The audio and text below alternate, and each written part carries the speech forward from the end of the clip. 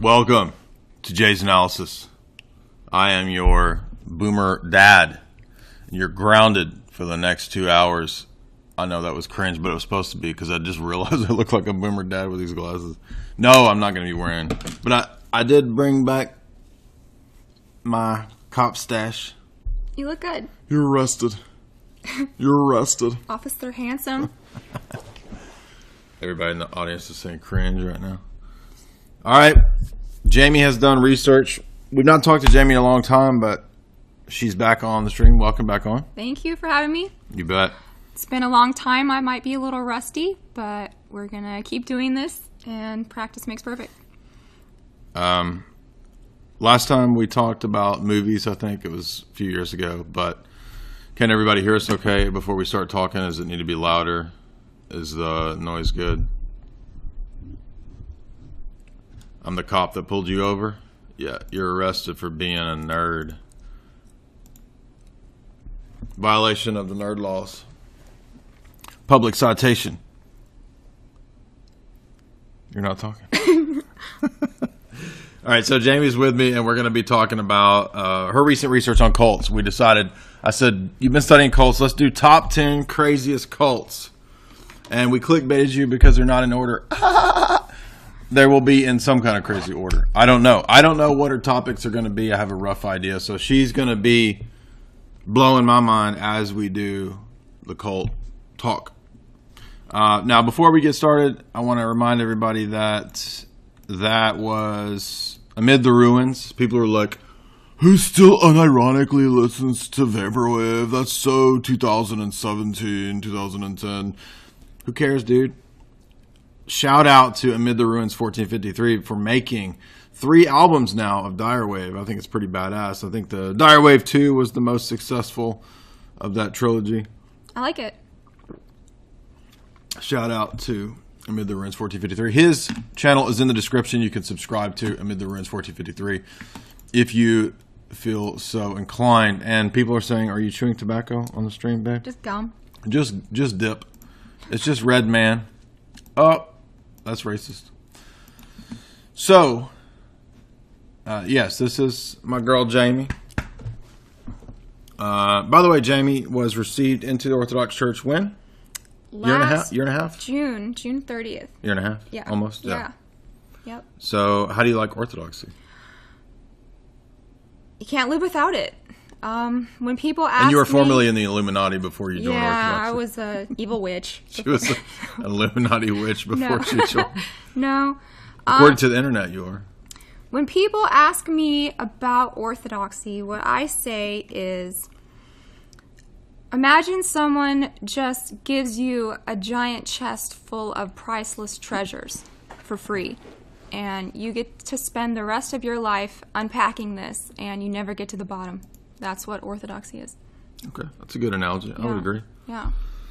And I ended up actually technically being received after you because I didn't live near a church. So yes. Anyway, go my ahead. Christian name is Anastasia now, after the Saint Anastasia, deliverer from Potions. Yeah, but what's the occult meaning of it? Because if we do gematria and we get all the letters together, it means Hillary's witch coven, right? No, or something like that. It's from the Roman Anastasia, and she was a martyr, and her primary cause was delivering people from cults and from addictions and from devil worship. And that's why you chose that name? Yes. Okay. Yes. That's my patron saint, Anastasia. But it's all a ruse for the Illuminati. Right? No. Thank you, Franklin Chan. We will be taking super chats. We got our longtime supporter friend, Franklin Chan, already done $10. Much appreciated, dog. So, no, Jamie, it's not a former goth girl. That's pretty funny, though. Are you a former goth girl? No. No, Jamie was... was Baptist Christian. She was raised Baptist. Homeschooled. Right. Church all the time. MK Ultra. Mm-hmm. Until about 10 years ago, I stopped going to church. Daniel, everybody asks, who's your patron saint? Daniel. Yep. Go ahead.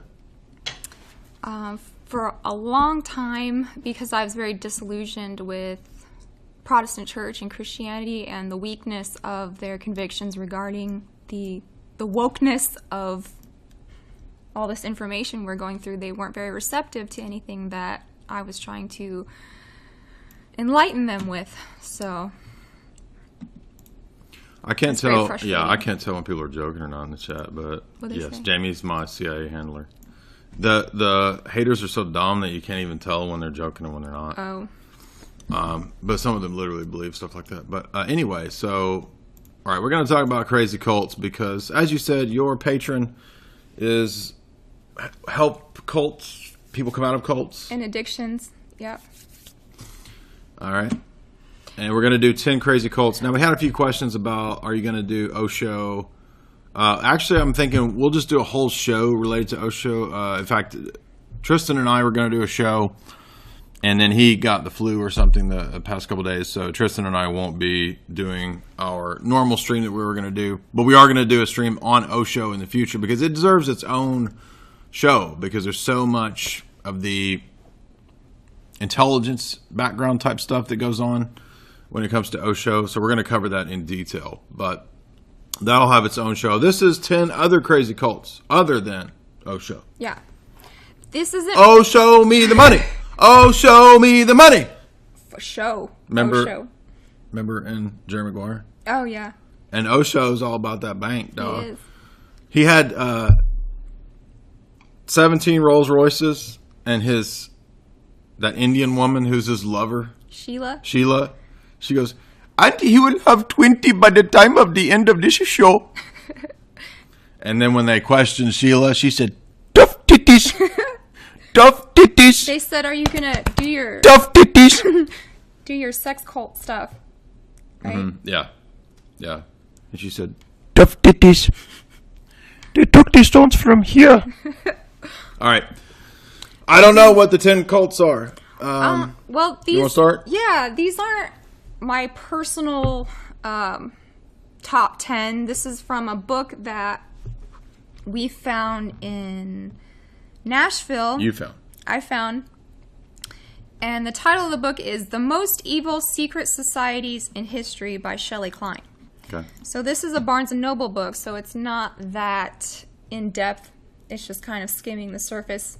But there's some old ones, some new ones we've known about for a long time, and ones we've never heard of. So we'll just see what Shelley has to say about the most evil secret society. Do you have autism in the chat? I'm not saying that was a section of the documentary when he had 17 Rolls Royces and then he got 20. Some dude's trying to correct me on the information. I'm just block this dude.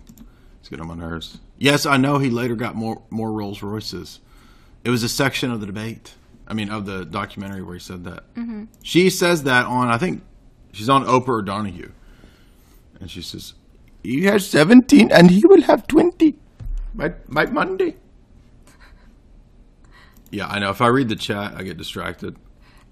Top 10 calls that Jamie loves. Yes. I just delete that dude. Yeah. I love to ban people. I'm a chat fascist. Fascist. You're chat fascist. You mustard gaseous. Anyway. So I wrote... If I don't get the right number of Rolls Royces, I'm a shill. Mm-hmm. What a fucking liar! This guy's a liar! He doesn't get the right number of Osho's Rolls Royces! He's a shill! You're definitely a shill. So I wrote out the 10 commandments of cults, commonalities that I found reading this book and from my knowledge of other cults. He did And we've been watching cult documentaries. Yeah, top 10 globalism commandments. So I wrote the top 10 commandments of cults, and we'll see okay. who falls under these, who has all 10, who has a couple of them, or whatever. So the first one that you will find in a cult is the end of the world is near. That's apocalypticism, always. Yeah. And are you going to read all these now, or are you going to read some of them later? We'll just say the 10 now, and then we'll get into the actual So we're going to do 5 cults, and then for subscribers, there'll be 5 other cults. Yeah. Okay. By the way, so I want to comment on each one of these. Okay. So the reason... What? The end of the world, that's Number 1. So you want to hype people up into a fervor, sensationalism, feeling like this is the most important time. Very similar to election propaganda. Have you noticed how election propaganda is almost apocalyptic? It's, this is the most vital election year in America's history. If we don't get out there and vote, we're going to lose this country. And of course, nothing ever changes in terms of the big scale plans when you vote whoever in, right? It's very similar psychological tactic to get people involved in thinking that this is crucial. You are the generation that's going to see the end of the world. You are the chosen. You are the elect. This is the end of the world. You alone have the truth. Well, another thing that falls under this is the crisis. We're in crisis, so that would also include environmental things, right? Sure. Environmentalism is a cult. Yeah. I'm sorry for my TBN preacher hair. I can't make it do anything else. I like it. Friends, put your hands on the screen. Donald Trump is going to lose the mandate of heaven. Charles, what's his name? Pat Robertson. You know what I'm talking about? Yeah. Somebody's got a broken goiter out there. Put your hand on the screen and God will fix it. I don't think... Send me 500 gold doubloons. I don't think I have enough makeup on to be a TBN lady. No, but you have the body structure of Tammy Faye. Just kidding. Okay. So, end of the world is near. That's number 1. You have Tammy Faye's giant evangelical boobies. Yeah, I do. So, number 2 in the 10 Commandments of cults is we share everything. Communal. Everything is communal. Yeah. There's no private property. There's no possessions. There's no Imagine marriage. all the people. Yeah, we share everything, including wives. So We've got to share everything, mate. We've got to share everything. We're bigger than Jesus. The Maharishi Mahesh Yogi tells me we've got to share everything. Number 3 would be healthy eating, right? Which a lot of times... Well, by the way, hold on, you're going too fast. So when we Okay. share things, Yeah. we also share our wives. Yeah. And of course, you made a good point about how cult leaders are always like, if you come to the cult, there will be women's. There will be many women's. That's number 4. But the women's are always for the cult leader. Yes, like Mormons. That's In other words, you will bring me your women's. Yeah, yes, exactly. So, yeah, number 3, healthy eating. A lot of times you will find cults attached to health food stores and restaurants, like in Laurel Canyon. And who was that one that we watched, that documentary? The Source Family Source Cult. Family. The Source Family Cult had the first vegetarian restaurant on the Hollywood Strip. And Steve McQueen and Woody Allen would go to this restaurant. And it's kicked off, actually, the whole health obsession. If you watch the documentary on the Source Family Cult, you'll see what I mean. And wouldn't you say those types of diets, like very restricted diets, make people more docile and easily influenced? Absolutely. I mean, yeah, I was going to do another video on how the elite have used diet for millennia, really, all the way back to Plato's Republic. And, yeah, he's feed the slave the soy slop, and he can't, his brain doesn't function well enough to realize and to reason that he's a slave. So, of course, yeah, feed the slaves the slave slop. Yeah. So number 4, like you said, number 4 commandment is there will be girls. They promise There will be you- many women. You can have your There will choice. be, but I will have the first dibs. Yeah. That's number 5. All your girls. Gives me that dibs. Gives me that booty. Number 5 is all your girls are belong to us. All your girls are belong to me. Yep. So you find that in Mormonism a lot, you know? I took your stones right here. It's because he cucks you. Yes. I get took it. your stones right here. Number 6 is get the word out. Wait, go back. What? What was number 5? All your girls are belong to us. Is there an allure for girls? Because girls are attracted to cults a lot. For example, Manson had, his brood of street chicks, street skanks. So what about appealing to the women? How do they get women in the cults? A feeling of sense of family? Yes, I think probably... No dad, no father Exactly. figure. Probably a lot of these girls have a missing patriarchal father Give figure. gab, give a gab. I'm gonna be your daddy and your mama. Give gab. Right? Manson could be your father figure. Give gobble, give a gobble. Yeah, and this makes me think of that one I'm your mama and your daddy. that super strict Mormon cult where the guy made a proclamation that only he could father children. Warren Jeffs. That's it, Warren Jeffs. Yep, he falls into this category. Okay, but what about the girls? So he picks up street girls. That's what Manson did. Yeah. Okay. And Osho... Street girls and girls who are interested in Eastern mysticism. yeah, like hippies, festival girls. What are they called? Wooks? Wooks are the ones with dreadlocks, the unwashed. And what are the girls called? They're wooks. Okay. Yeah. Pussy wook. Yep. Because they Okay. look like Wookiees. So, number 6 is get the word out. So, you're always going to have a portion of your cult out on the streets trying to recruit new members with these. You got to spread the gospel. Bring new people in. Yeah. Right. Yeah. But you're also in that capacity basically just doing PR and you're working for the cult leader. Mm-hmm. Basically, just to bring more people in. Yeah. More energy. It's like a giant pyramid scheme, basically. It's a good way to put it. Yeah. Number 7, love bombing. So anybody... I'm going to get some more coffee. You explain. Okay. You explain love bombing. Well, anybody who it feels, lonely or disenfranchised or,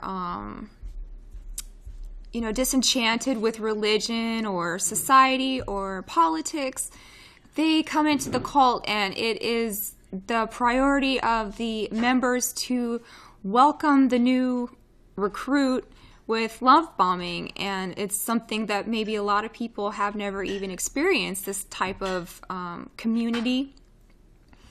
And it's a very strong binding agent, and this is also part of trauma-based mind control, is the love bombing, and then they take it away, and that creates that schism in the brain where you're always trying to get back to the love bombing stage. Right? Mm-hmm. Number 8 is new identity, and this is some of these things they take from Christianity, though, and they invert them. Mm-hmm. And that's why it works.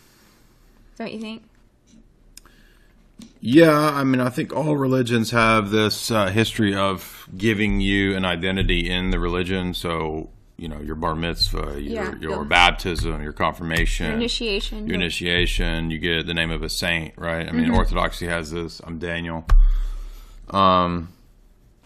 So, in a way, but I think that's really all religions in the world, ultimately. Mm-hmm. So, yeah, they're borrowing from these patterns of what works. Yeah. Number 9 is strict physical regimens like meditation or physical labor, building things for the compound, for the cult leader, keeping people tired, keeping people sleep deprived, which makes them more susceptible to believing kooky things. Right? Yeah, monotonous chants. Yeah. What's that stuff that Osho had everybody doing? Like, Yeah. That reminds me do that for hours on end. of like Scientology too, where they'll take you, regress you into your trauma and have you live it again. The mystical order of the janitor, where you will be pleasing his Maharishi if you will please clean up the entire aisle for the next 3 hours. Yeah. He would be very pleased. You're initiated into the order of the golden lemming. Yes, that's a good way to put it. And then number 10 is isolation. So you have to get all your followers out in some kind of isolated place on a compound where they are not interacting with society on a regular basis. Right, good points. Yeah. So we will see how many points these cults hit on our list of 10 Commandments of cults. And we should add Scientology to this too. So maybe we'll do more cult shows. Yeah. Because, I'm done. okay. Cults we haven't done. Well, the first one in this book is, of course, the Illuminati. Illuminate confirmed. Yep. Illuminate confirmed. They are the #1 secret society that everyone has heard of by now, hopefully. And maybe we will find some new things, maybe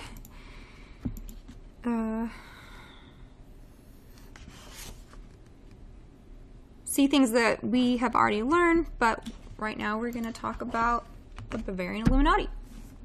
So, nobody can mention the Illuminati now without talking about stupid Dan Brown, who is my least favorite author of all time. Yeah, and character Robert Langdon is the worst character in the history of fiction, in my opinion. Super retarded. I agree. So she starts out talking about Dan Brown and Angels and Demons. And what I thought was interesting when I watched Angels and Demons, and when they're talking about the Illuminati, the end of the movie, the moral of the story is the Illuminati doesn't exist. It's just a crazy lone nut kook who is setting up this to make it seem like there's a secret society, but it's just him because he wants to be the Pope. Right? So I remember that. Dan Brown is saying there's no such thing as the Illuminati. It's just one crazy person at a time. Right? So, the first time we ever hear the word Illuminati is in the 2nd century AD when a prophet named Montanus, have you heard of him? Montanus? You heard of him? Yeah. Okay. He was of the cult of Sibyl, and he converted to Christianity, and he set up a group in direct opposition to the church that was already institutionalized. And then he converted this guy named Tertullian. Can you tell us a little about Montanus and Tertullian? Yeah, it was kind of a charismatic cult of the day. It was that day's version of charismaticism, and this is why Tertullian is just a patristic writer and not a saint in the Orthodox Church. It's because he left Orthodoxy for this purist, rigorous kind of ecstatic version of, again, charismaticism of the day. Yeah, it says, converts underwent all manner of religious experience, including speaking in tongues and receiving apocalyptic visions. So there's your first red flag of a cult is the end is near, right? So they were illuminated in their mind. Yeah. So it says, what lay at the heart of Montanus' teachings was a type of end-of-the-world scenario. He also preached... Heretics have always latched on to not just cults, but also heresies within the church. Heretics always latch on to end times crap. So he was all about purifying the Christian soul and deterring disciples from coveting material goods. So we share everything, right? That's number 2. Then the second time we hear about the Illuminati in history is in 16th century Spain, and they call themselves the Alumbrados. Alumbrados, yeah. So do you think this is connected to Kabbalah in any way? Yeah. Because that's where Kabbalah comes from, Spain, in the same time period as well. Moses Cordero. Isaac Luria. So they claim that to be in direct communion with the Holy Spirit, and they said that all outward forms of religious adherence, such as observance of the liturgy, was unnecessary because they were illumined and they didn't need church anymore. Right? Right. So from there we go to 17th century France, where you hear the group of the Illuminati traveling up there.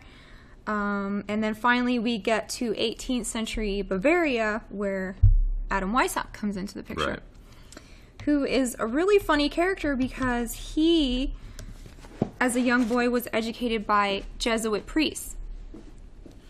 And his job was the professor of natural and canon law at the University of Ingolstadt in 1775, and he made all his teachers really mad because he tried to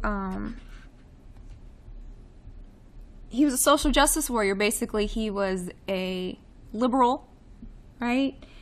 Cosmopolitan. Rationalist, yeah. He condemned bigotry and the superstition of priests. And he was a communist, an early communist. Mm-hmm. Did she mention communism? Yeah, so is that the book you have, or The Perfectibilists? Who wrote that? Yeah. Terry. Oh, okay. Well, she's talking about the Order of Perfectibilists, Baron von Nigge. Yeah. Yeah, and that's why Terry Malonce entitled his book, right? So, by the way, my publisher puts out the famous, very scholarly work on the actual history of the Illuminate confirmed by Terry Malonce, which is Perfectibilists. So, this is not a conspiracy text. This is a rigorous scholarly text, you see, citing actual old French manuscripts. It's actually the history of the order. So there's no sigil magic going on with this kind of crap. This is the real Order of the Illuminati. So anyway. So, of course, the Illuminati was established, or this order, the Perfectibilists, the Bavarian Perfecti. Illuminati. Yeah. We are perfected in knowledge. Yeah. Established in 1776, May 1st, May Day. So that's also... That's why May Day is Communist Day. Yeah. Right. Well, May Day is Communist Day. Uh-huh. And that's the day of the Illuminate. 1776 was also important to American history. Sure. Yeah. So then in 1777, Weishaupt was invited to join a Freemasonry lodge. And he accepted the invitation, and he made the Illuminati a mixture of Islamic mysticism. Right. Jesuit. Sufi, it has a whole bunch of things. Let's point something out for people. So the word illuminated, okay, that's used in tons of religions, right? It's used in Orthodoxy when you're baptized, you're newly illumined.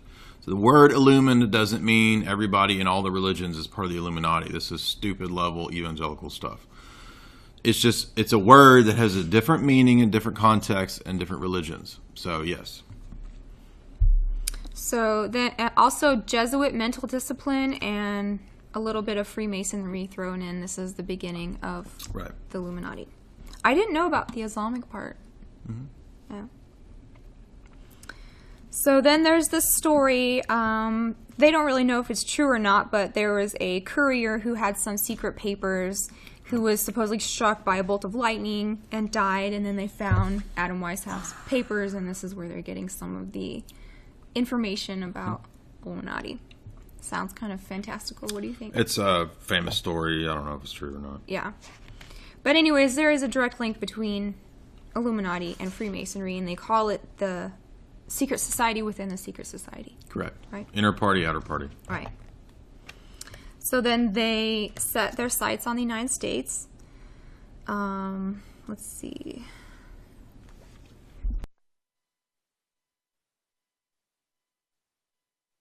Okay. So Weishaupt's goal was to obliterate moral and religious sentiment and political hierarchy. Mm-hmm. Revolutionary. Yeah. Egalitarian. So all revolution, not all, but most revolutions can be traced back to this kind of thinking. Most modern revolutions, correct. Yeah. They're the original modern revolutionaries. Mm-hmm. And he was all about reason and rationalism, science. Enlightenment, deism, etc. Radical rationalism, it says. Mm-hmm. And he wanted to do away with things like property. Mm-hmm. Told you he was a communist. Yeah, and marriage. Mm-hmm. So he's a communist. All your girls and property belong to us. All your babes are belong to us. Yep. Get it? Babes are belong to us. And all your babe are belong to us. That's good. I know. That's good, babe. And then she actually says that the Illuminati is the true cause behind the French Revolution. I know. I knew that in undergrad. I learned it in undergrad. And everybody, a lot of the founding fathers were frightened of these Illuminists. Right. In a George way. Washington's letters. Yeah, except for Thomas Jefferson, He who favored agreed them. with them. Yep. Right? Yep. Exactly. So in some of these writings, they accuse Weishaupt of brainwashing his devotees and seducing them so they would act out his every wish. So this is kind of a it goes on to talk about a little bit of mind control going on in this. By the way, Terry Melanson has a section too on Marx and him being influenced by the Illuminate confirmed. So yeah, go ahead. So part of the way this works is they would recruit prominent people so they could recruit other members. Yeah, So- a lot of nobility. Yeah, you see this now with pop stars in the Illuminati. Like, remember when Rihanna had that tattoo of Adam Weishaupt? I didn't know that. Yeah. It might have been a fake tattoo for a performance, but you can look it up. Rihanna's got Adam Weishaupt on her. Well, Madonna had the song Illuminati. She says it's not about magic and sorcery, it's about reason, and she has a song, Illuminati. And she says it's about the Enlightenment. Right. So the Minervals are the only visible members of the Illuminati, and these are the famous people that everyone else looks up to so that they can be curious about joining the order. Right? Yeah. And he has a supplement of known members of the Illuminati, by the way. Terry Melanson does. And it's a lot of German, like Goethe types, these kind of people like Prussians. Jacob von Friedrich von Abel, Johann Michael Aufsprung, Edmund Ackermann, Joseph Martin Baron von Franz, Christian Heinrich Oldenbruch. It's a bunch of Austrian, Prussian, Bavarian nobility who were, and including, by the way, some of the Saxe-Coburg-Gotha types, which would connect to the British elite. So there is a connection to the British elite to the actual Illuminate confirmed. Yeah. So I think this would fall under number 6, get the word out, and also recruit celebrities. Recruit famous people. So people that are looked up to. Well, cults have known to do this for a long time. Yeah. Cult, you recruit And this, because that gives you money, and it also gives you attention and Yeah. notoriety. So this is the job of the group inside the Illuminati called the Insinuators, who are the principal agents for propagating the order by being invisible spies and seducing victims until they have been brainwashed to become a pupil. Right? And it says, in this way, it mirrors the current day practice of cults when recruiting new members, the gradual initiation of intended victims by group members who have been specifically trained for such a task. And this is important because of the retards on the internet who talk about the Illuminati and they don't know what they're talking about. They don't know who Saxe-Coburg-Gotha is. They don't know about the actual history of Buonarroti and Giuseppe Mazzini and these figures who are actual members of these groups, and that their governing philosophy was rationalism, deism, Enlightenment deism, naturalism. That's the elite illuminists.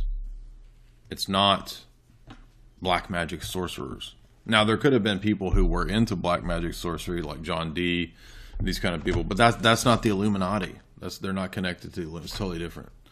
And just because some cult later says we're the Illuminati, it doesn't mean that they are. Mm-hmm. So another aspect of the Illuminati, the Bavarian Illuminati, is that silence and secrecy were very important. So you would find the Harpocrates. Goethe, by the way, is obviously a very famous illuminist. I mean, if you've read Goethe, it's pretty obvious. Yeah. So it says each member of the Illuminati was given a new name. So that's the number 8, new identity. Adam Weishaupt was known as Spartacus. Spartacus. Who else? Cicero. So Niggy was Philo. Mm-hmm. Ancient philosophers. Mm-hmm. And they would also have code names for different cities based on ancient places, like Munich Memphis was Athens, Vienna was Rome, Austria was Egypt, and stuff like that.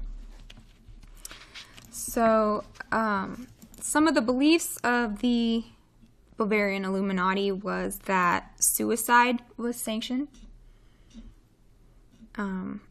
Also, there was a case for theft and murder if they were practiced for the good of the group. So basically, whatever furthered the Illuminati was good.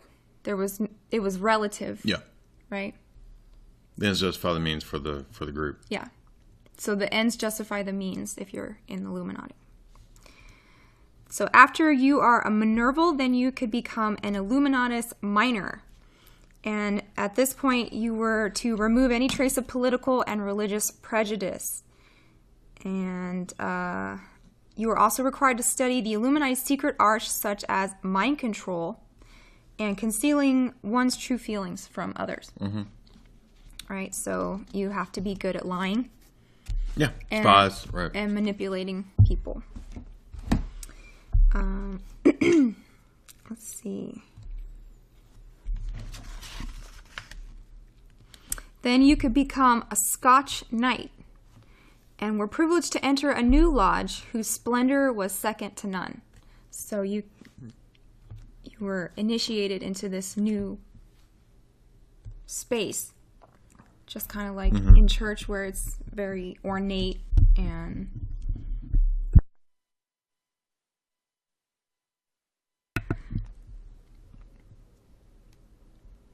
so having passed these, then you were illuminated into the lesser mysteries, which were revelations that required you to take on the title of priest or adept, and you were taught that there was no religion, no government on earth which answered to the needs of mankind.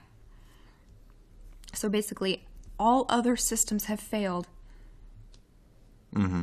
And this is the true light. Yeah. Right? And that's why it's one world order, new world order. Mm-hmm. Yeah. And then also, I never heard of this before. It was kind of weird. It says, in this role, the initiate was taught there was no religion, no government, and this society was the only one privileged enough to know the, quote, secret of Jesus. Have you ever heard of that before? Mm-hmm. Yeah, hippie Jesus, the secret, right? Secret is Jesus was just a hippie communist. Here it says, the secret of Jesus was revealed to be the reinstatement of mankind to his original liberty and equality. Mm-hmm. What does that mean? That in the garden, or in the original evolved state, everybody was equal. Oh. Nobody was a king. Oh, okay. We're all just dudes and dudettes. Okay. We're all one, man. We're all the same, right? Yeah, man. So after this, you could become a regent, which was a position that required you to be led to your lodge dressed as a slave tied with chains. And this was meant to represent the miserable position of mankind bowed.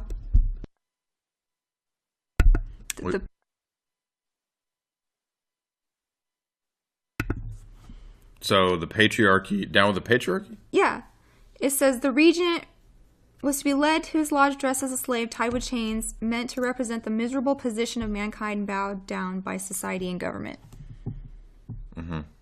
So you are a slave to all of these things. So they're libertarian. Yeah. Yeah. Yeah. But they're also communists. Yeah. Right. Mm-hmm. And that's why from the time of the revolutions and the Enlightenment, you get both the libertarian wing, my private property, my free markets, and you get the communist wing, the Jacobins. The Jacobins and the Girondins. And they're both two wings of the same revolutionary bird. Mm-hmm. My two wings must be revolutionaries. Mm-hmm. So here's an interesting thing I found. In Weishaupt's private letters, he wrote this paragraph, and it says, it is very proper to make your inferiors believe, without telling them the real state of the case, that all other secret societies, particularly that of Freemasonry, are secretly directed by us. Or else it is really the fact in some states that potent monarchs are governed by our order. When anything remarkable or important comes to pass, hint that it originated with our order. Should any person by his merit acquire a great reputation, let it be generally understood that he is one of us. So it doesn't necessarily have to be true. Mm-hmm. Yeah. Right? That the Illuminati it's did disinfo, this, right. But they want everyone to think that they're so powerful that they did. Yeah, it's a trick. Yeah. So this Bavarian Illuminati eventually died out. Somebody says in the chat there, and we will do super chats here in a bit. Somebody says it sounds like anarcho-socialism. It is, and that's why again, from this wellspring comes both libertarianism, the revolutionary tradition of Adam Smith and Ricardo, and that branch, or the Girondins and the Jacobins, the total libertarian, illuminist, communists of the French Revolution. Mm-hmm. So here she's saying that some people say that Skull and Bones is a continuation of this, the Bilderberg group. Mm-hmm. But actually... Indirectly they are, not necessarily a direct lineage. No, but this is kind of like... well, the next chapter we're going to get in is Argentium Astrum, Aleister Crowley, who actually does say that the OTO is the continuation of the Bavarian Illuminati. He says that. He says that. But he's not an Illuminist. No. I mean, Enlightenment rationalist. But Adam Weishaupt is one of the saints in the OTO.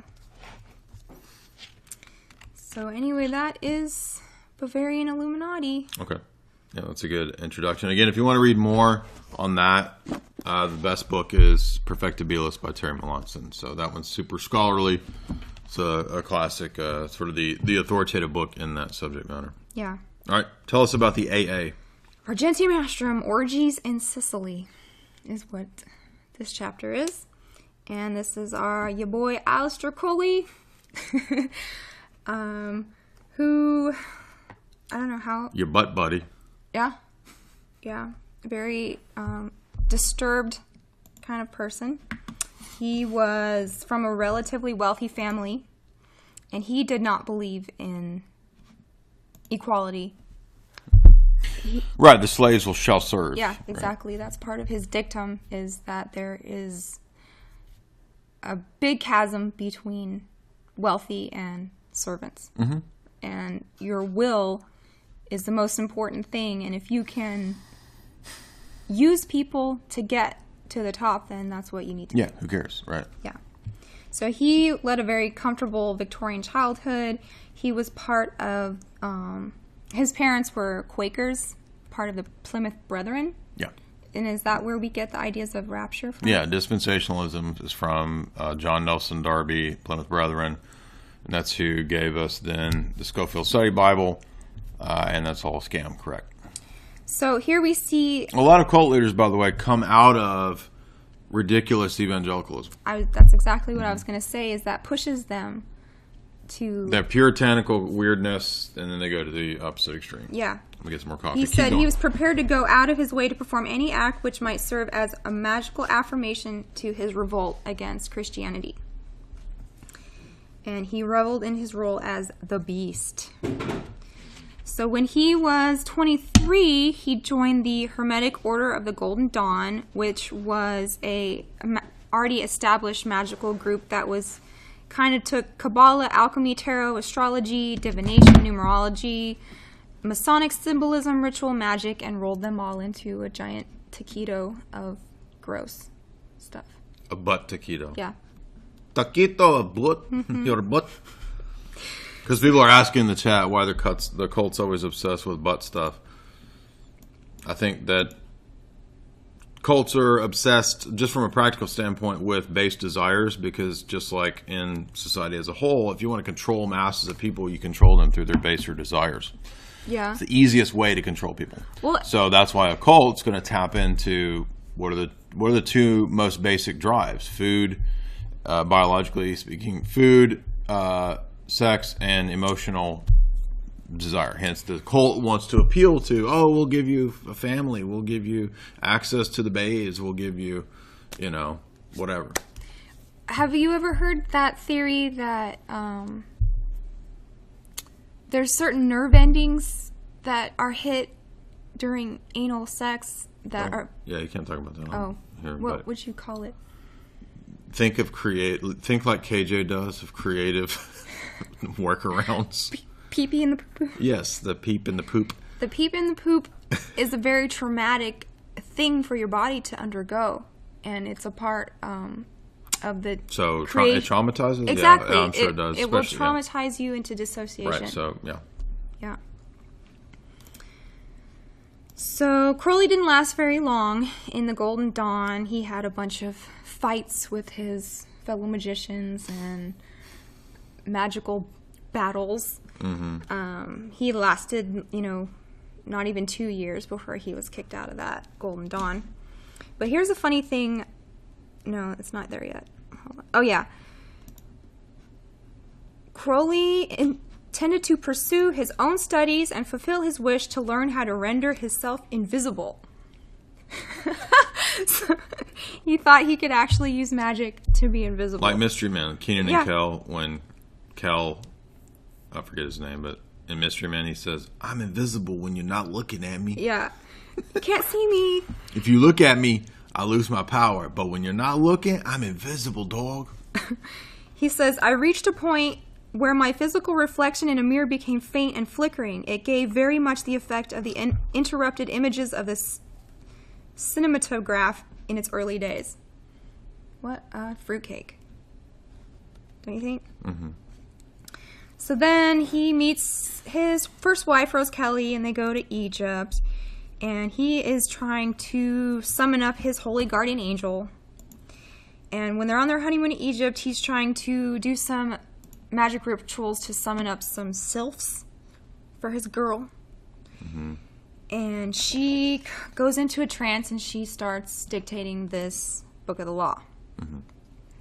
And what's interesting about Do What Thou Wilt is in the very last chapter of this book we'll get to in the second part about Hellfire Club, their motto was also Do What Thou Wilt.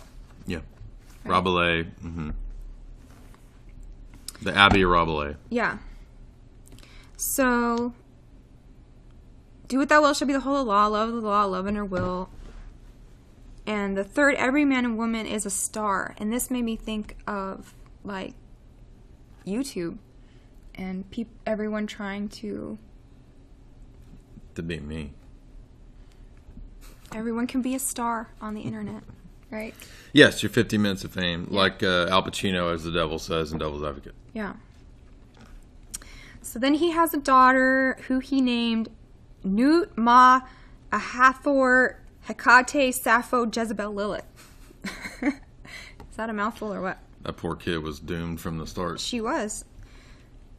He says, Jezebel held a place as my favorite character in Scripture, and Lilith holds undisputed possession of my affections in the realm of demons. So he named his daughter after a bunch of demons. Great. Then he goes on to a climbing expedition to Mount Kanchenjunga in the Himalayas. Mm-hmm. And the climb was to prove fatal for several members of the team, but unperturbed by these deaths, Crowley continued his travels through India. Mm-hmm. And then the girl... And he did mountain climbing to get higher to the gods. Oh, is that right? Oh. The high places? Yeah. The Bible. So what's sad about this is that the little girl with all the names got typhoid when they were in India, and she died as a little baby. So then he goes on, he says, screw you, Golden Dawn, I'm going to make AA. And here's another instance of your candidate being robed and blindfolded and led into a consecrated temple. Choose a motto, just as Crowley chose Per Durabo at his initiation.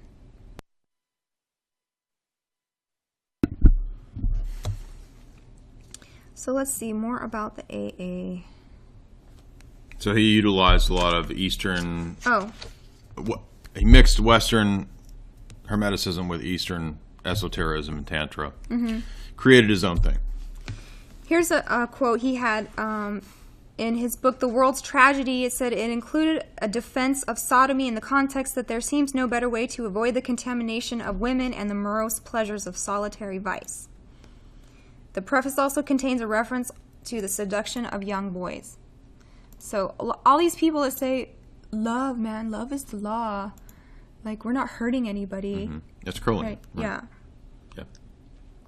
So then he meets this kid, Victor Newberg, who was the one with him when he was traveling around writing the other book. I can't remember the name of it. Can you? No. But what he did to this kid was really sad. Like,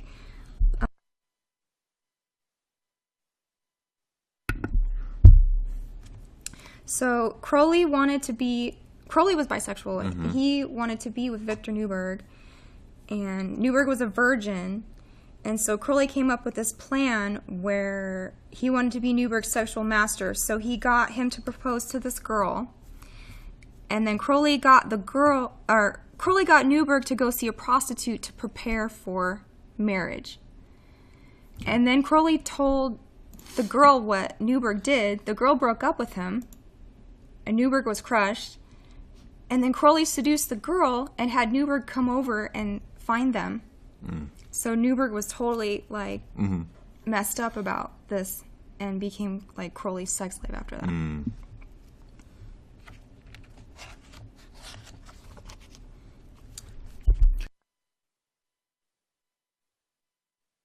Okay. So it said Newberg took a vow of holy obedience to Crowley after this, and they began a sexual relationship.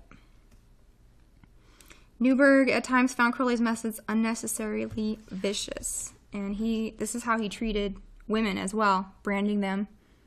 Mm-hmm. Right? We've seen that in other recent cults. Yeah. Branding. Was that Nexium cult? Yeah. Let's see. His first wife, Rose, ended up alcoholic in an asylum. So did Newberg. So they basically, he ended up a poor drug addict. Mm-hmm. Yeah. So then he goes on to make the OTO, and they have their Abbey of Thelema and the founding of the new Aeon. And it said the Abbey's nickname was the Horsel, which was a version of Whore's Cell. Okay. What do I say? Just be creative. Okay. YouTube is highly sensitive now. Yeah. But what's interesting about this is when the people got away from Crowley, they recovered. So. Well, he was a vampiric man, so yeah. Yeah. Can we talk about? I don't know.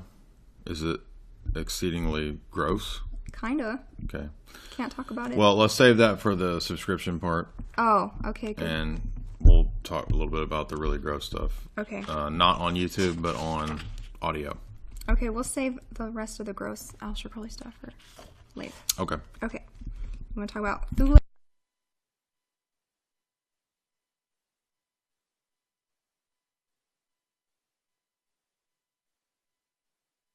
Do we want to... What's next? Pick another one. We'll do one more.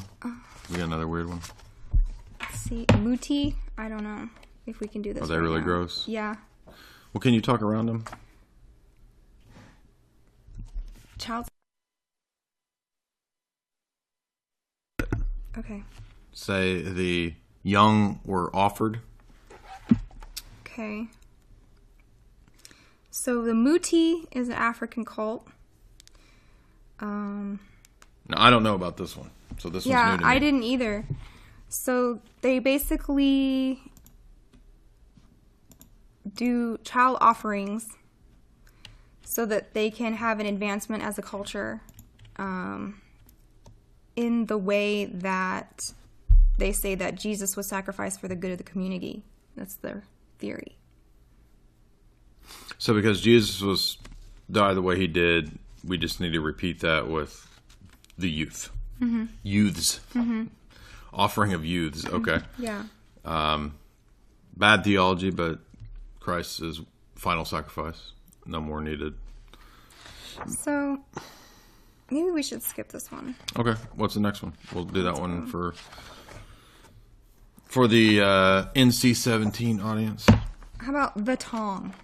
Okay. I don't know a whole lot about the Tong. The Tong. Big Trouble in Little China. I do know about Big Trouble in Little China. Yeah. So the Tong came. What's up, 6 foot guys? Got you up against the wall. bangs the top of your favorite head against the wall and says, "Have you paid your dues?" Yep. Checks in the mail. So the Tongs and the Triads came out of China when a Manchurian ruler came down and conquered China, and they established the Qing dynasty, which the rest of China did not appreciate. So the people who were loyal to the Ming dynasty made secret societies called the Hong. Mm-hmm. And then secret codes and clandestine rituals were adopted in order that that society could operate without detection. All members were required to learn the martial arts. Interesting. So, William Hung, yes. the YouTube winner, Yeah. or American Idol winner, was the leader of the Tongs for many years. So the Qings ruled for a long, long time until 1911, and then they had the newly reformed Republic of China under a former military general by the name Yuan Shikai, who was not a very good political leader. And the people looked elsewhere for guidance and turned to the secret societies who flourished. So then they start to immigrate to America, and this is where Chinatowns come from. Okay. Sprang up all the way down the East Coast and West Coast of USA. So the different Chinatowns served to facilitate the establishment and growth of the Chinese secret societies, the Tongs and the Triads. Didn't So they're really, like I little kind of figured cells. that, but yeah. I mean, that's kind of how it is in Big Trouble in Little China, actually. Yeah. Well, that's what we're going to get to because they're all about kidnapping girls and extortion and stuff like that. Okay. So this was interesting. It said,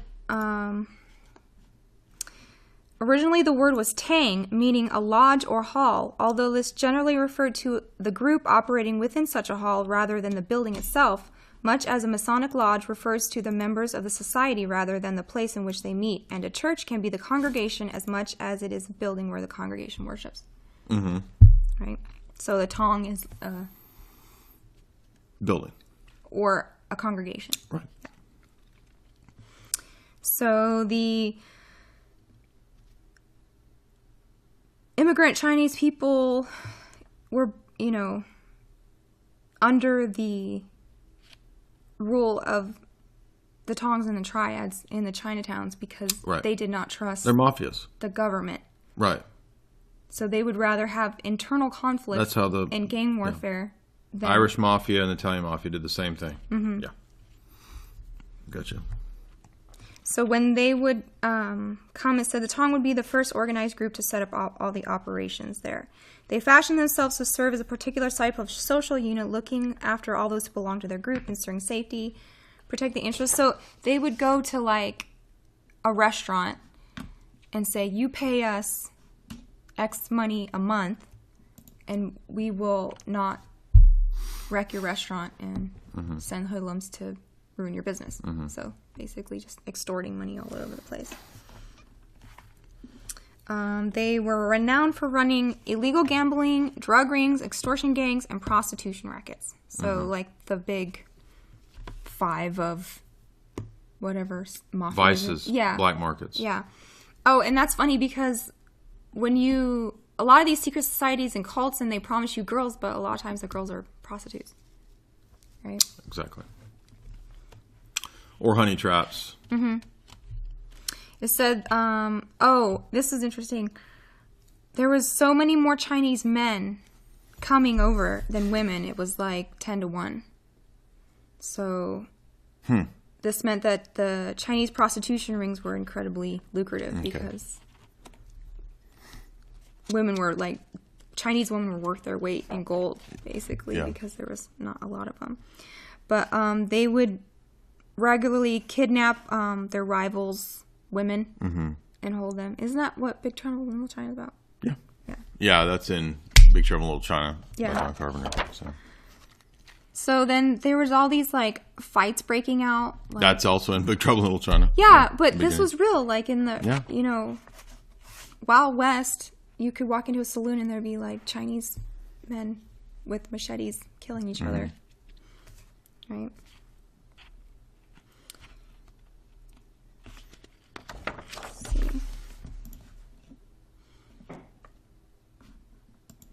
Yeah, so the triads, and they were always feuding amongst their own kind. They were uncomfortable with outside police presence.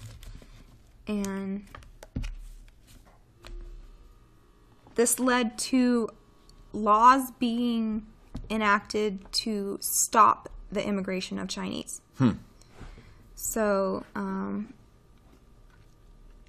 Chinese Exclusion Act of 1882. So, basically, no more Chinese. And even if they left, they couldn't come back. And this was extended, like, for a long time.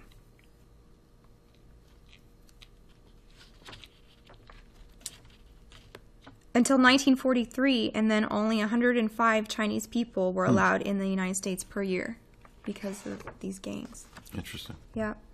So they were all about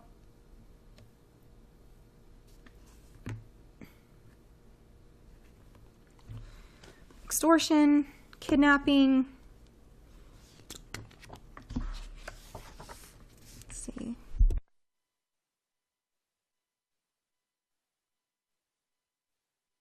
Oh, okay. Black markets. Right. Can I say people trafficking? Just say black markets. Black market. Okay. Well, that's pretty much all about the tongs. I mean, it's not a really long, esoteric thing. So essentially just mafia is, Yeah. is what this is, right? Yeah. Right. So we'll skip that one for the part 2. All right. You want to do one more? Have we done 5 yet? Yeah, we did 5. So Okay. we can finish up with the really weird ones and where So we the can second say half, whatever we want. The second half will be the really crazy ones. We'll try to figure out how to be creative in the way we talk about certain things so that we don't destroy the channel. But we'll read the super chats now. Franklin Chan, thank you again, $10, big supporter. Daniel and Nia, $2. Nice Stash and Burns. Yeah, I probably won't keep it. Just did it for the heck of it today to look like an 80s action cop. Thomas W, $2. Jamie, is Jay a secret thought by night? Yes. And I'm not just a secret thought by night. I'm an open thought in the day. Yeah.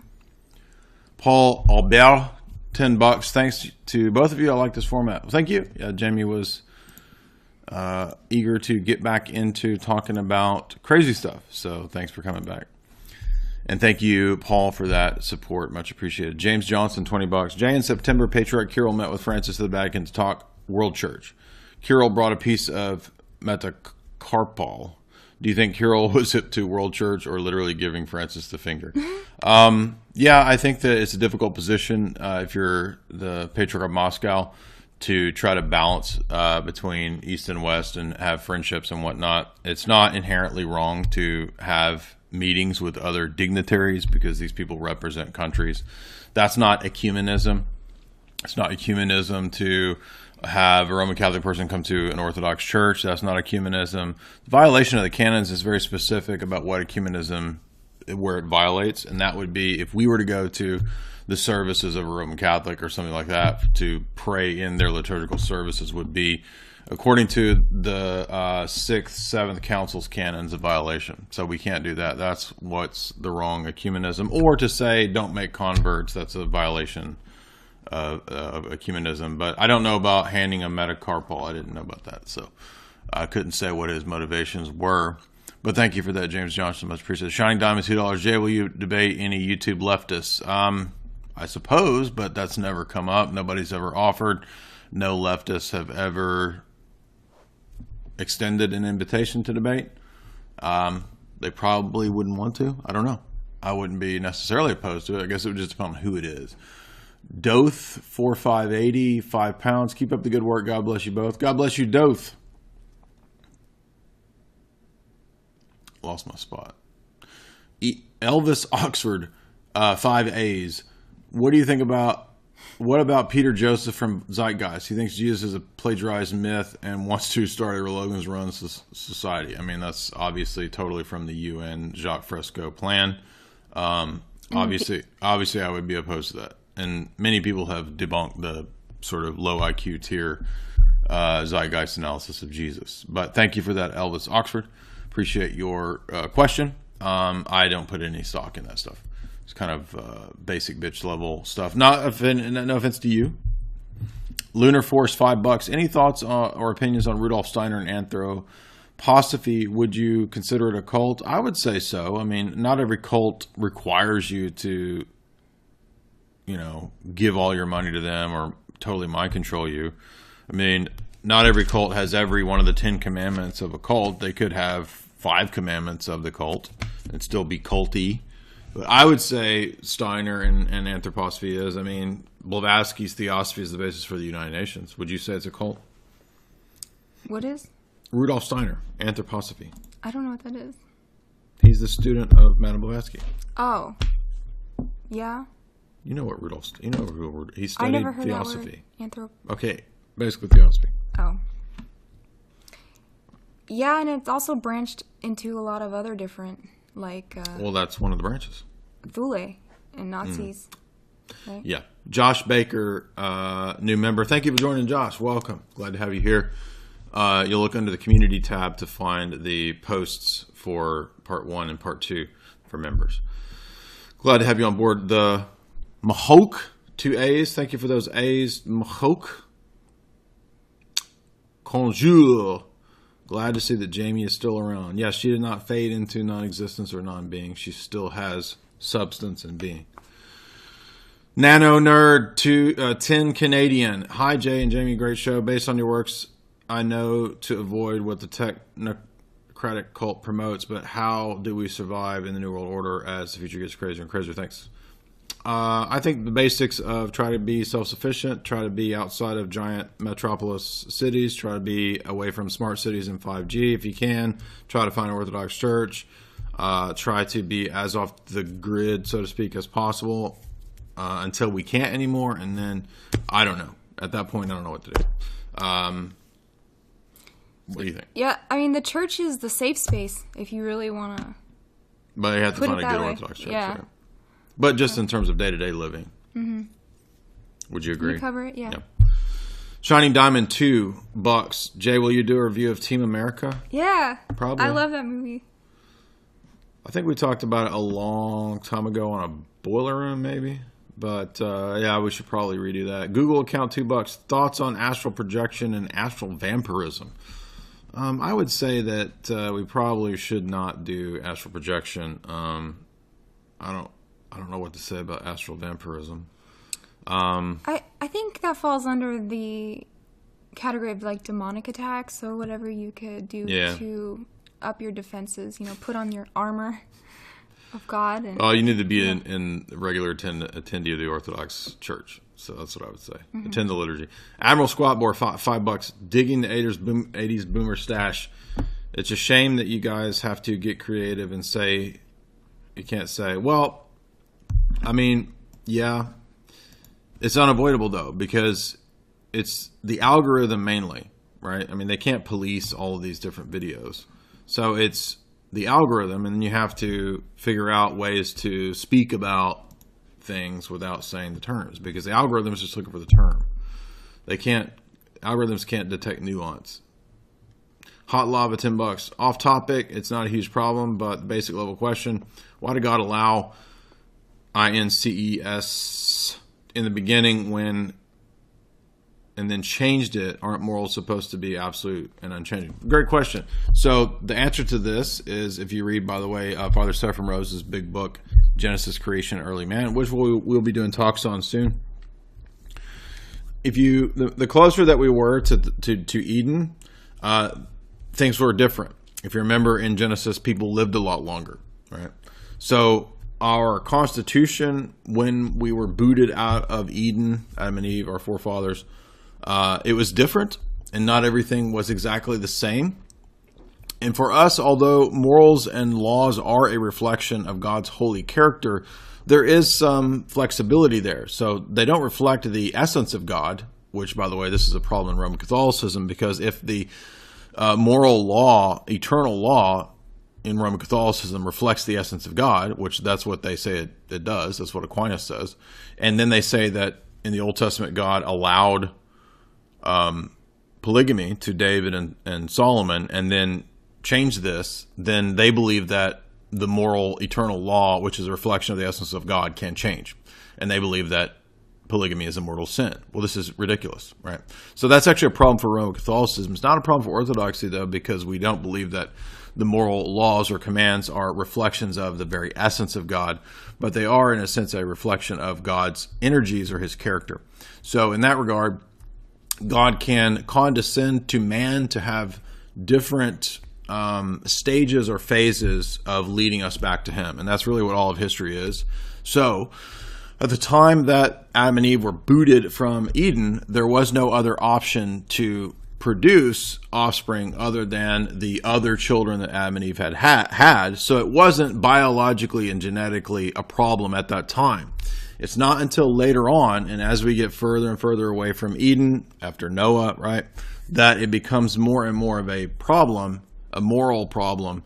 And that's why prior to Moses it would be wrong, but specifically in Mosaic law, you have the beginning of the forbidding of, to what cousin you can't marry somebody and this kind of stuff, because that prevents the genetic deterioration that happens, as well as it being a moral sin. So there is moral law. It is a reflection of God, but it's not so tightly knit that there can't be alterations at times. And that's how, by the way, God can have a standing command, which is to be done for a certain time period, and then once it's fulfilled, it's no longer to be done. So there's flexibility there as well. That's why the Mosaic law can be instituted for a time period as a tutor to lead us to Christ, Paul says, and then when Christ comes, we don't need Mosaic ceremonies to be performed in the way that they were previously performed. So the same principles all throughout Scripture, right, of God allowing or permitting or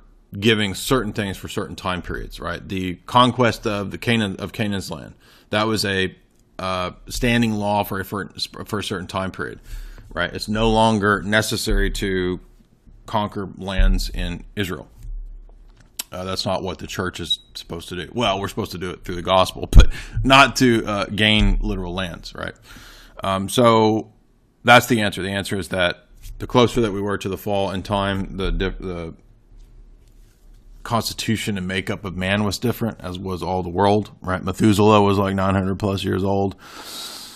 And then as we get further and further away, things change. And so we need updates. We need revelations from God, right? They're not updates that are just made up. I mean, there's a consistent pattern from Genesis until the coming of Christ that is a holistic revelation. So it's only God who could have the authority to tell us to no longer do the animal sacrifices. And that's precisely what happens in the New Testament. Christ, who gave the law to Moses, says, now I have come, those ceremonies are fulfilled. That doesn't mean everything in the law is done away. For example, Jesus says, not one jot or tittle will pass away. So therefore, when Leviticus 19 says, love your enemies, Jesus repeats Leviticus and says, you have to love your enemies. So that's still binding, right? So in other words, Jesus and the apostles tell us what's done away, or fulfilled would be a better way to say it, and what is still binding. And so even the ceremonial laws, spiritually speaking, are still binding. Even those haven't been done away. So even the aspects of when you're reading through Leviticus, there's still spiritual principles there that are still binding. But the actual external observance is not, and that's what's been altered. So the spirit of the law is what matters, and that's what we're talking about here. So that's the same for who would Adam and Eve's children have married. That's the same answer. So then once you get a lot of people, it's no longer a problem because of the genetic variation amongst the descendants. As time goes on, the genetic variation is different, and that's when you start to have laws against that. So the answer is that morals do and do not change, right? We're not in a dialectic, so there's a sense in which at times there are changes, and that's because sometimes there's revelation that's forever binding, and sometimes there's revelation that's time-bound or a standing command that's fulfilled. Mahook, $5. What do you think of Big Lenny and the... I don't know who Big Lenny is. I don't know who the Delray Misfits are, and I don't know who our boy Wes Watson is. So I'm sorry, Mahook, that I can't give you more. I don't know who that is. But I thank you for that those 5 A's. Countess Jen, $10. Thank you, Countess Jen. We are forever indebted to our Illuminati Countess Jen, because all of the Illuminate were like Baron von Niggy and countesses, counts. Did they have women in the Illuminati? Or is it all men? Good question. Probably all men. I don't know. Off the top of my head, I don't recall.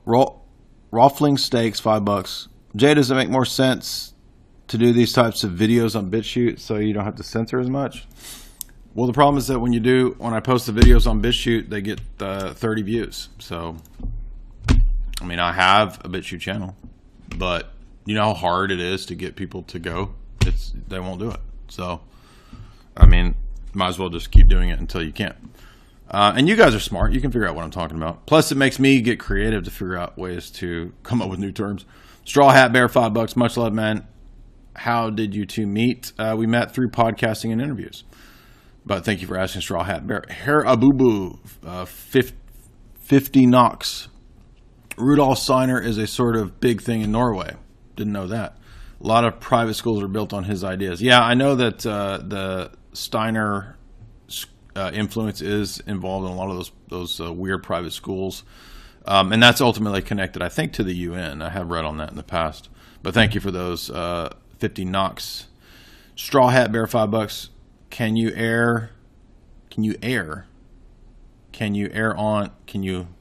on air tell? I think that, can I talk on air about why Dr. Taylor Marshall is afraid to debate? I mean, he would just say that, he thinks I'm just annoying or something. But we used to argue on comments on blogs 10 years ago, and he, at that time, was not familiar with the Essence Energy debate and argument. He was studying for his master's or PhD at the time, I don't remember. And so he and I would have exchanges, and the significant discussion that we had was over John Damascus's exposition of the Orthodox faith, and all Taylor Marshall did was go and pick out the section where he says that God's energy is one. And that he thought was the final refutation, as if the whole other rest of the book isn't about God's energies also being multiple. So he's actually kind of either dishonest or just lazy and didn't read the book. So he knows he would lose that debate. That's why he won't debate me, and that's why he blocked me. So, yeah, I mean, what do you expect? He has a lot to lose the debate to me. So now he's caught in this sort of circle, the spiraling thing of how to remain a Catholic when the entire papacy is collapsing in on itself. So, yeah, that's what you get when you want to be hard-headed like that. But that's all. Roman Catholicism is just vanity and intellectual philosophizing and basically lawyering and explaining things away. So that's what the whole religion is based on. Anyway, all right, so that is the first half of the cult talk. By the way, there's a standing offer. If Taylor Marshall wants to debate, I'd be glad to debate him, but he won't do it. And we know why these people who, by the way, they're not that much bigger names. We have almost half or more than half of the audience that they have. And if we count my website, there's 30,000 plus followers at my website. I mean, we're not too far from these people. So, yeah, I mean, we know why they don't want to debate, because they would lose. It's not too hard to figure out. I mean, I've already debated PhD Thomas. They were lost in the debate. Taylor Marshall's not going to fare any better than Dr. Feinberg or whatever his name was. Jamie, tell us about your book, which you can still get signed copies at Jay's Analysis. There's still some copies left. Just real briefly, what's this about? This is Weird Stuff Part 2.5, Hollywood Mind Control. And this is all about, we go into the lives of the pop stars, mostly under Monarch programming. We got Beyonce, we got Katy Perry, we got Britney Spears, we got Miley. But you also talk about, like, cults. There's a lot of cult stuff in there. Hollywood is Babylon. Michael Jackson. Yeah, Madonna. Hee. El hee. Yep. So if you want Jacko. the deep and personal information about the lives of your favorite pop stars, it's in Hollywood Mind Control. And then there's also Weird Stuff Part 1 and 2. I don't have the signed copies of all you ready those. for Though. that. I have a couple copies of it, but you can get those other two if you just search online, right? Yep. So if you want to subscribe to Jay's Analysis, there is the link to Jay's Analysis for the purchase of membership at my website. That's immediate access to the archives. But you can also join directly now on YouTube if you want to. John Goras.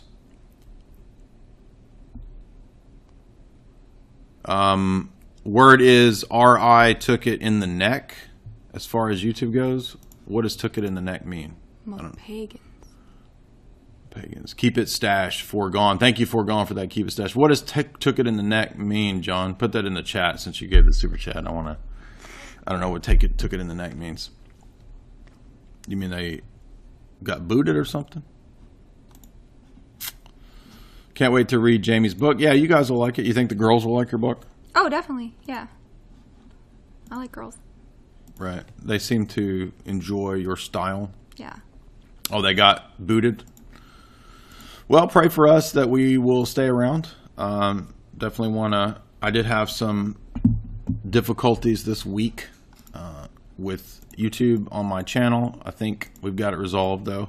No strikes or anything in terms of streaming or anything like that. But if you want to hear the other 5 crazy cults, stick around for Cult Madness. Top 10 crazy cults to hear the 5 craziest, even crazier than the 5 that you heard. We'll probably have that up tomorrow night. And by the way, you can also get Esoteric Hollywood 1 and 2 at Jay's Analysis. Signed copies there. The same place that you subscribe to the website. I'll be on with KJ again pretty soon. I'm not sure what day. We'll be talking about similar crazy topics. We will have Boiler Room tonight in 2.5 hours, 9 o'clock, Boiler Room. Sup, y'all? Come hang out with Tristan, me, Heshra Spore. Stick around for Boiler Room again. Remember, Boiler Room at 9. What else? Am I forgetting anything? That's it. I'll be there. Jamie will be there. And, the next movie stream will be Exorcism, Possession movies. We'll do Exorcist 1, 2, 3, and some other weird ones. And I will also have the part 2 of the Alien stream. I haven't forgotten it. I do have to do the rest of the Alien stream. So that will be up soon this week as well. This is Spooktober around Jay's Analysis, so we're doing scary movies. So the Alien stream and the Possession, Exorcism movies will be up on the queue. But God bless you guys. Have a good night, and thank you for all your generous support.